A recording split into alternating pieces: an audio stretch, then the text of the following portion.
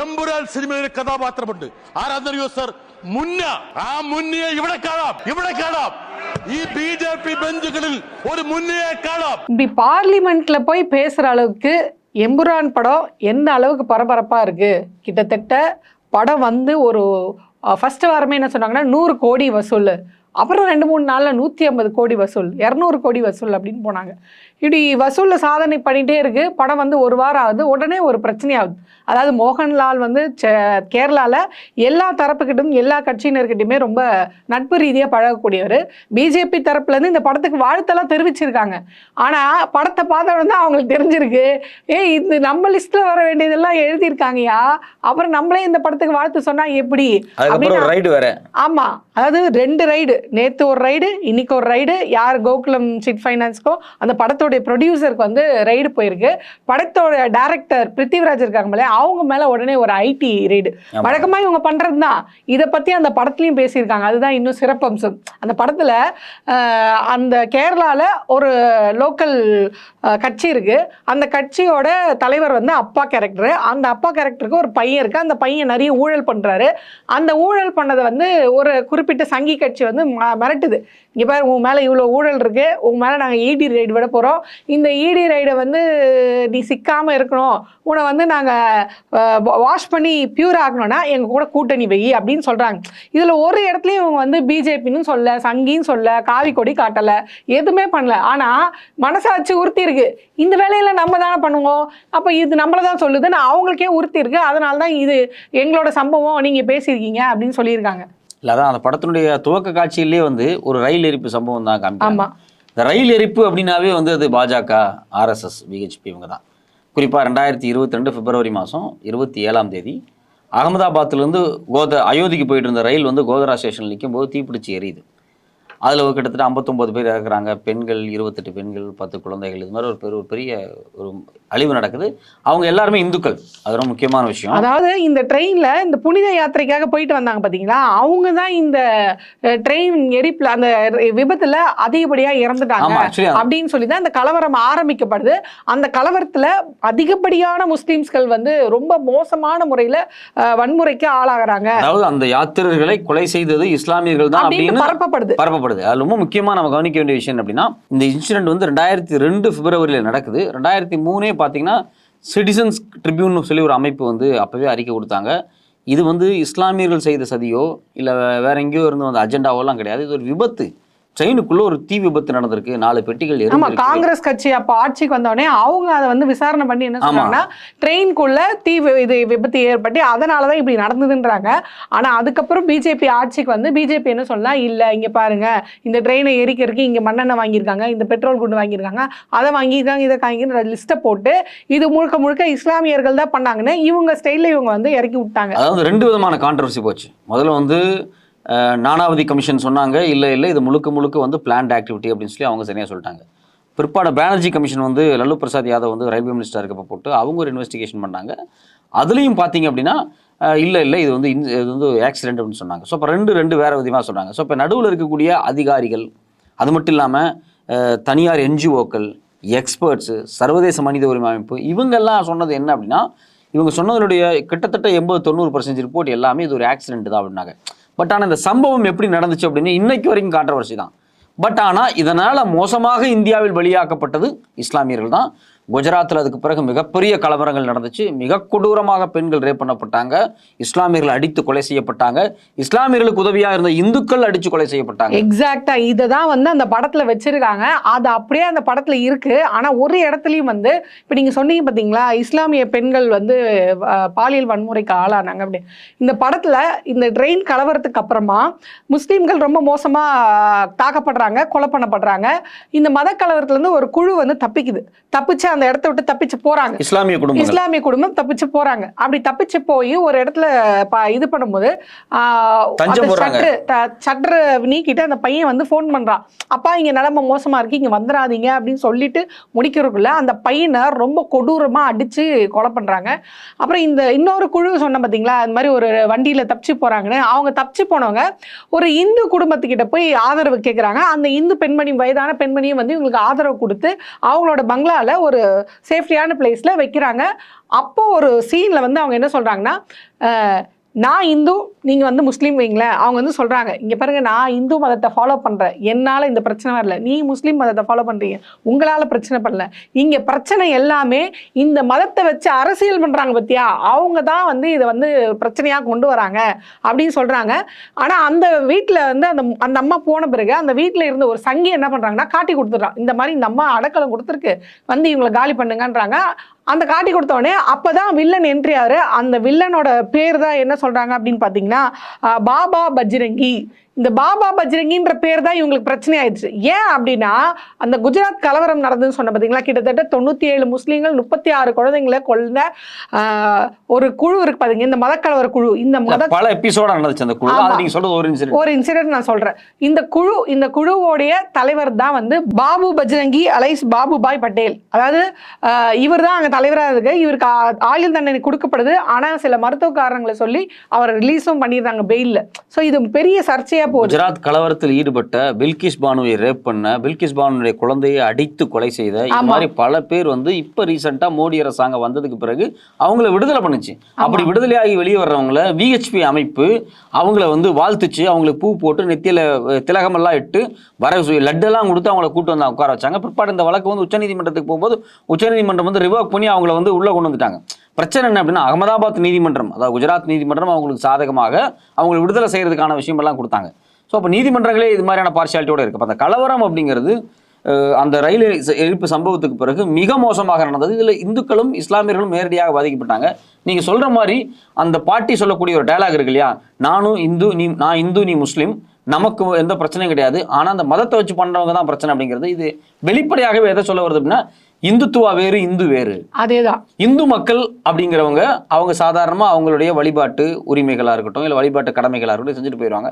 இஸ்லாமியர்களும் அவங்களோட உரிமைகளை கடமைகளை செஞ்சுட்டு எந்த இந்துக்களும் வெறுமனமே இஸ்லாமியர்களை வெறுப்பு கண்ணோட்டத்தை பாக்குறது கிடையாது. அதே மாதிரி இஸ்லாமியர்களும் இந்துக்களை வெறுப்பு கண்ணோட்டத்தை பாக்குறது கிடையாது. ரொம்ப இயல்பான விஷயம். ஆனா திணிக்கப்படுறது, இதை வைத்து அரசியல் லாபம் அடையணும், இதை வைத்து அதிகாரத்தை கைப்பற்றணும், இதை வைத்து பணம் சம்பாதிக்கணும் அப்படின்னு நினைக்கக்கூடிய குறுகிய மனம் கொண்ட, வக்ர மனம் கொண்ட, வன்முறை மனம் கொண்ட கட்சிகள், இயக்கங்கள், குழுக்கள், இவங்க தான் பிரச்சனைக்குரியவங்க. ஏன்னா இவங்க ஒத்துமையானதே இவங்களுக்கு வேலை எல்லாம் போயிடுது. ஏன் சமீபமா இப்ப நம்ம பார்க்கல, மகாராஷ்டிரா நாக்பூர்ல என்ன நடந்தது, இவங்களோட ஆட்சியோடைய இயலாமைய என்ன பண்றதுனே தெரியாம உடனே ஒரு படத்தை, இதே மாதிரி தான் சாவான்னு ஒரு படம் வந்தது, அந்த படத்தை வச்சு உடனே அவுரங்கசீப்போடைய கல்லறை இனிங்க, நம்ம இந்துக்களோட பேரை கொலை பண்ணாங்க அப்படின்னு சொல்லி அங்க ஒரு பெரிய கலவரத்தை உண்டு பண்ணாங்க. ஸோ அன்னில இருந்து இன்னைக்கு வரையும் அவங்க ஒரே ஃபார்மேட் தான் ஃபாலோ பண்ணிட்டு இருக்காங்க. தொடர்ச்சியாக பாஜக ஆட்சிக்கு வந்ததுக்கு பிறகு காஷ்மீர் ஃபைல்ஸா இருக்கட்டும், இல்ல வந்து கேரளா ஸ்டோரியா இருக்கட்டும், இது மாதிரி மிக மோசமான வக்ரமான படங்களை எடுத்து எல்லாத்தையும் அவமானப்படுத்திட்டு இருந்தாங்க. இல்ல அந்த மாதிரி படத்துக்குலாம் இவங்க வந்து வரவேற்பு. இந்த மாதிரி படம் வந்துட்டா இவங்க உடனே வயிறு எரிய ஆரம்பிச்சிருவாங்க, கட்டு போட சொல்லுவாங்க, மன்னிப்பு கேட்க வைப்பாங்க. கேரளா ஸ்டோரி அப்படின்னு ஒரு படம் வந்துச்சு. அதுல வந்து மலையாளிகளை வந்து ரொம்ப மோசமா காமிக்கப்பட்டுச்சு. ஏதோ மலையாளி இஸ்லாமியர்கள், மலையாளி இந்து பெண்கள் எல்லாத்தையும் இஸ்லாமியர்கள் வந்து ஜிகாத்துக்கு பயன்படுத்துறாங்க, அது வந்து முழுக்க முழுக்க வந்து லவ் ஜிகாத்து வேலை அப்படின்னு எல்லாம் படத்துல எடுத்தாங்க. நான் என்ன கேட்கிறேன், அந்த படத்தை இந்தியா முழுக்க ஓட்டினாங்க. இவங்க ஒரு மாநில மக்களை எவ்வளவு கேவலப்படுத்தியிருக்காரு. இதை வந்து பிரதமர் மோடி கர்நாடகாவில் எலெக்ஷன் பிரச்சாரத்தில் பேசும்போது சொல்றாரு, கேரளா ஸ்டோரியை பாருங்க அப்படின்னு பேசுறாரு. நான் என்ன கேட்குறேன், அந்த ஸ்டோரிங்கிறதே பொய்யானது. ஏதாவது ஒரு சம்பவங்கள் எங்கேயாவது ஏதோ நடக்கலாம், அதை ஒரு மாநிலத்தின் சிக்கலாக மாற்றி கேரளா ஸ்டோரின்னு மாற்றி ஒட்டுமொத்த கேரளாவே ஏதோ இஸ்லாமியர்களால் பாதிக்கப்படுற மாதிரி ஒரு ப்ரொஜெக்ஷனை உருவாக்கி அந்த மக்களை அவமானப்படுத்தி அசிங்கப்படுத்தினது இதே பாஜக சங்கிகள் குழு தான். அன்னைக்கு வந்து இந்த ஜனநாயக சக்தியெல்லாம் யாரும் பேசல, இவங்கெல்லாம் வாய மூடிட்டு இருந்தாங்க. ஸோ அப்போது ஒரு அந்த உண்மையை மையமாக வைத்து சில காட்சிகளை அமைச்சிருக்காங்க. அது வந்து வரவேற்கத்தக்க வேண்டிய விஷயம் தான். பட் இந்த படத்தில் இன்னொரு கான்ட்ரவர்சி சொல்லப்படுது. குறிப்பாக முல்லைப்பெரியாறு அணையை மையமாக வச்சு சில டயலாக்ஸ் இருந்துச்சு அப்படின்னாங்க, அதெல்லாம் கட் பண்ண சொல்லிட்டாங்க அப்படின்னாங்க. முல்லைப்பெரியாறு குறித்து தவறான பிரச்சாரத்தை பண்ணியிருந்தால் அது தவறு, அது கண்டிப்பாக நீக்கப்படணும். அது வந்து 2 மாநில மக்களுக்கும் 2 தேசிய இனங்களுக்கும் 2 அரசுகளுக்கும் இடையில முரண்பாடுகளை உருவாக்கிறோம்.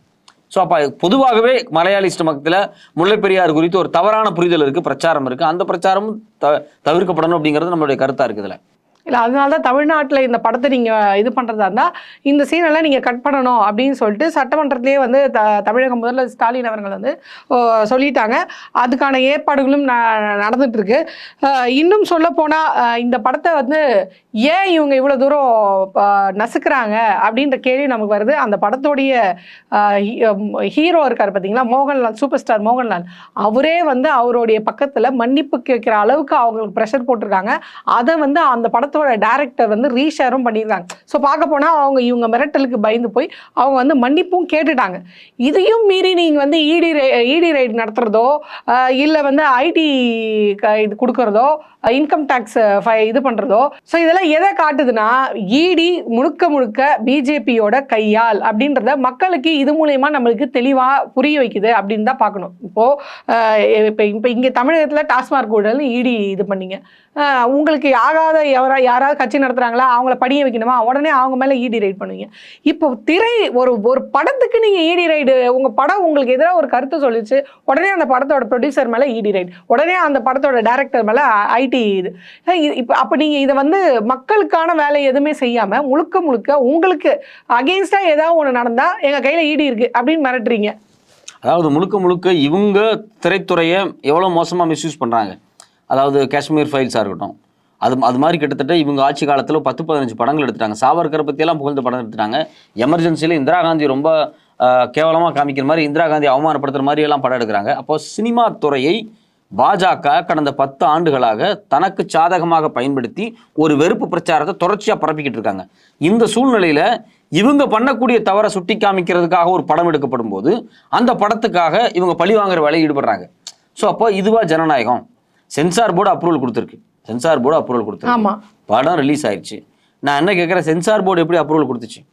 அது வந்து அந்த படம் நியாயமாக இருந்திருக்கு, ஒரு நரேஷன் செட் பண்ணுது, இது யாரையும் டைரெக்டாக வந்து தாக்கலை அப்படிங்கும் போது உடனே என்ன பண்ணுறாங்க அப்படின்னா அந்த படத்துக்கு சென்சார்ஷிப் கிடைக்குது, அந்த படம் ரிலீஸ் ஆகுது. ஆனால் படம் ரிலீஸ் ஆனதுக்கு பிறகு திட்டமிட்டு அந்த படத்தை முடக்கிறது, அந்த இயக்குநர்களை வந்து ரைடு பண்ணுறது, அந்த படத்தில் இருக்கக்கூடிய காட்சிகளை வந்து ஜனரஞ்சகமாக சீனே எடுக்க சொல்லியிருக்காங்க. ஒரு 3 நிமிஷம் சீனே எடுங்கன்றாங்க. அது மட்டும் இல்லாமல் ஆர்எஸ்எஸ் உடைய பத்திரிகையான ஆர்கனைசர் இருக்கு பார்த்தீங்களா, அவங்க இதை தொடர்ந்து ரொம்ப மோசமாக இந்த படத்தை வந்து கிரிட்டிசைஸ் பண்ணுறாங்க. இது வந்து anti Indian, anti Hindu film, இதை யாரும் பார்க்காதீங்க. அது மட்டும் இல்லாமல் இது வந்து ஒரு முட்டாள்தனமான படம், இந்த படத்தெல்லாம் யாரும் பார்க்கக்கூடாது அப்படின்ற ஒரு கருத்து வந்திருக்கு. இன்னும் சொன்ன போனால் கேரளாவில் இருக்க பிஜேபி இருக்கு பார்த்தீங்களா, இந்த கட்சியிலே ஒரு 2 விதமான மனநிலையில் அவங்க இருக்காங்க அப்படின்னு தான் சொல்லணும். இப்போ கேரளாவோட அந்த மாநில கட்சி இருக்கு பார்த்தீங்களா, அதோட பொதுச் செயலாளர் என்ன சொல்றாருன்னா, இது வெறும் படம், இந்த படத்தை நீங்கள் படமாக பாருங்க, இதை வந்து அரசியல் பண்ணாதீங்க அப்படின்னு சொல்றாங்க. ஆனால் அதே அங்கே இருக்க ஒரு துணைத் தலைவர் அப்படி என்ன சொல்றாருன்னா, இது வந்து ஒரு முட்டாள்தனமான படம், இந்த படத்தில் நீங்கள் யாரும் போய் பார்க்கக்கூடாது, இந்த மாதிரி இந்துக்களுக்கு எதிரான இந்த படம், இதை நீங்கள் யாரும் போய் பார்க்கக்கூடாது அப்படின்னாங்க. இப்போ அந்த கட்சியில் இருக்க ஒரு செயலாளருக்கே மனசு உறுத்தி இருக்கு, இது வெறும் படம் தான் இருக்கிறதா சொல்றாங்கன்னு அவருக்கே உறுத்தி இருக்கு. ஆனா அதுக்கப்புறம் அவருக்கு இந்த மாதிரி ஒரு பெரிய பிரச்சனை வரும் அப்படின்னு தெரியல. சொல்ல போனா கேரளாவோட சிஎம்ஏ இந்த படத்தை வந்து போய் பார்த்துட்டு அவர் வந்து சப்போர்ட் தான் பண்றாரு. எந்த படமா இருந்தாலும் உண்மைக்கு புறம்பானதை வைக்கல. இப்போ உண்மைக்கு புறம்பானது வைக்கப்படும் போது நீக்கப்படணும், அதுக்கு மாற்றுக்கிறது கிடையாது. பட் உண்மையை தழுவிய சில சம்பவங்களை வைக்கும்போது கண்டிப்பா அது நீக்கப்பட வேண்டிய அவசியம் இல்லை, தேவையும் கிடையாது. ரெண்டாவது, அந்த படத்துல எந்த இடத்துலயுமே இவங்க மென்ஷன் பண்ணலையே இது குஜராத்ல நடந்த கலவரம், இந்த ட்ரெயின் வந்து இங்க எரிக்கப்பட்டது, இந்த கர்ப்பிணி பெண் வந்து மில்கிஷ் பானுன்னு அவங்க சொல்லல. இப்படி எதுவுமே அவங்க குறிப்பிடாத போது நீங்க ஏன் வாண்டடா வந்து எங்க அப்பா குதிர்க்குள்ள இல்லைன்னு நீங்க தான் காமிச்சு கொடுத்துக்கிறீங்க, இதெல்லாம் நாங்க பண்ணதுதான், எங்களுக்கு அகேன்ஸ்டா இந்த படம் இருக்குது, நீங்க தான் காமிச்சு கொடுத்துக்கிறீங்க. அதாவது அவங்க பண்ண சம்பவங்களை யாரோ ஒருத்தங்க திரையில கொண்டு வந்த உடனே அவங்களுக்கு வந்து ஒரு பயம் வந்துருச்சு, இது வந்து வெகுஜனமா பாப்புலரா, ஏன்னா இப்போ வந்து ஓடிடி ரிலீஸ் ஆகும், இங்கிலீஷ் டைட்டில் வரும், ஹிந்தி டைட்டில் வரும், எல்லா மொழியிலும் வரும், எல்லாரும் பார்ப்பாங்க. அப்படிங்கும்போது இது ஒரு மிகப்பெரிய அவேர்னஸாக மாறும். அப்படிங்கிறதெல்லாம் அவங்க பதட்டம் அடைகிறாங்க, பயப்படுறாங்க. ஸோ வழக்கம் போல எப்படி அரசியல்வாதிகளுக்கு இடி ரைடு, இன்கம் டேக்ஸ் ரைடு விட்டு அவங்களை மிரட்டின மாதிரி இயக்குநர்களையும் நடிகர்களையும் மிரட்டியிருக்காங்க அப்படிங்கிறத நம்ம பார்க்க வேண்டியது. யாராவது வந்து இந்த மாதிரி ஒரு சமூக அநியாயமாக நடக்குது ஒரு சம்பவம் அப்படின்னா அந்த படமா எடுக்கிறதுக்கு எப்படி முன் வருவாங்கன்ற கேள்வி நம்மளுக்கு வருது. சமூகத்தில் இப்படி ஒரு பிரச்சனை இருக்கு, அதனால நான் வந்து இந்த படம் எடுக்கிறேன் அப்படின்றது தான் ஒரு சினிமாவோடைய இது. ஒரு சினிமா வேற என்ன பண்ணணும், இப்படியே காலங்காலத்துக்கு ஹீரோயினும் மரத்தை பிடிச்சி டூயட் பாடுறதும் கேவலமான கருத்துக்களை சொல்றதுக்கா சினிமா இருக்கு? சினிமாக்கள் எத்தனையோ புரட்சிகரமான கருத்துக்களை சொல்லியிருக்கு. அப்படி வளர்த்தெடுக்கப்பட்ட சினிமாவில் இந்த மாதிரியான அநியாயங்களை எடுத்து சொல்லக்கூடாதுன்னு ஈடி மூலமா இவங்க மிரட்டுறாங்களே, அப்ப இது சினிமா துறையோட வளர்ச்சியை குறைக்காதா?